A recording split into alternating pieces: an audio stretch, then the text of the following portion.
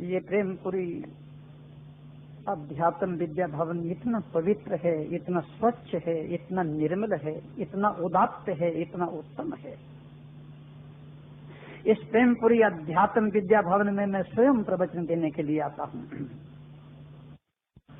ये प्रेमपुरी अध्यात्म विद्या भवन त्रिवेणी संगम बन गया है। यहाँ ज्ञान की, भक्ति की, कर्म की गंगा बहती ही रहती है। स्वामी प्रेमपुरी जी महाराज ने अपने प्रेम से, अपने स्नेह से, अपनी आत्मीयता से, अपने अपनेपन से इसे सींचा है, इस पेड़ को। उनका त्याग और उनकी तपस्या इसमें पड़ी हुई है।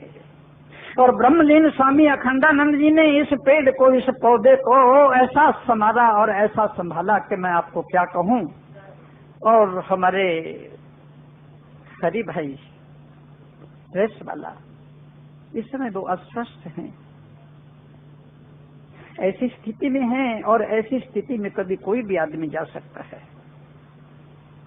ओशो कहते हैं कि तुम कभी इस भूल में मत रहना। ओशो कहते हैं, ओशो बैठे हुए हैं 10,000 भिक्षुओं में, नदी का किनारा, मिट्टी का ढेर, पीपल का पेड़, सूरज उग गया है, फूल खिले हुए हैं, पक्षी चहचहा रहे हैं, चारों ओर शांति और एकांत है। एक बूढ़ा भिक्षु आ रहा है, लड़खड़ाता हुआ, कांपता हुआ, जिसकी हड्डियां निकली हुई हैं, पेट पिचका हुआ है, आंखें धसी हुई हैं, सिर के बाल उड़े हुए हैं, जो ऐसे डगमगा रहा है। और एक युवक भिक्षु उसको देख करके हंसने लगा। गौतम बुद्ध ने कहा, भिक्षु मत हंसो, मत हंसो, एक दिन तुम्हारी भी यही हालत हो सकती है। बीमारी ऐसी होती है, रोग ऐसा होता है, ये बड़े से बड़े आदमियों को झटके दे देता है। स्वामी रामकृष्ण परमहंस को गले का नासूर था, कैंसर। महर्षि रमन को खून का कैंसर था।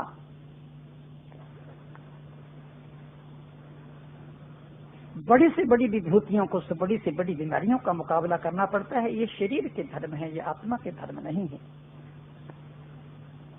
हरि भाई डैश वाला बीमार हैं, रुग्ण हैं, नख से लेकर चोटी तक हमारा रोम रोम उनके लिए प्रार्थना करता है, वंदना करता है कि वो स्वस्थ हो जाएं। और मैं तो यहाँ तक कहता हूँ, सन्यासी होने के नाते, इन कपड़ों के होने नाते, कि मेरी शेष उम्र भाई को मिल जाए। जो कुछ उन्होंने यहाँ किया है कोई भी नहीं कर सकता। और फिर यहाँ के ट्रस्टी और यहाँ के ट्रस्टीगण बड़े सज्जन, बड़े सत्पुरुष, बड़े दयालु, बड़े कृपालु हैं। ये कल्प वृक्ष है, ये कामधेनु है। मैं आप लोगों से यही प्रार्थना करता हूँ, बस मैं ज्यादा बोलने के लिए नहीं आया, बोल मैं बहुत सकता हूँ, कि जितना मैंने विठल जी से कहा कि मैंने जितना ओशो को पढ़ा है आपने नहीं पढ़ा होगा। उन्होंने कहा नहीं नहीं, ऐसी बात नहीं। वो फोन पर कहने लगे, नहीं नहीं ऐसी बात नहीं है, मैं बचपन से पढ़ रहा हूँ। न तो वो माने न मैं मानूं। वो कहे नहीं मैंने सब पढ़ा है, मैंने कहा नहीं मैंने पढ़ा है। ठीक है, तो बहुत अच्छी बात है। आप लोगों से प्रार्थना करूंगा, विनंती करूंगा। और देखो, ये मत समझ लेना कि ओशो किसी सन्यासी पर, किसी साधु पर, किसी सज्जन पर, किसी सत्पुरुष पर कभी किसी तरह का कोई वाक्य या लांछन देते हैं। ओशो सामूहिक रूप से जो उन्हें कहना होता कहते हैं। और यदि आप पढ़ेंगे तो आपको सही सही मालूम पड़ेगा।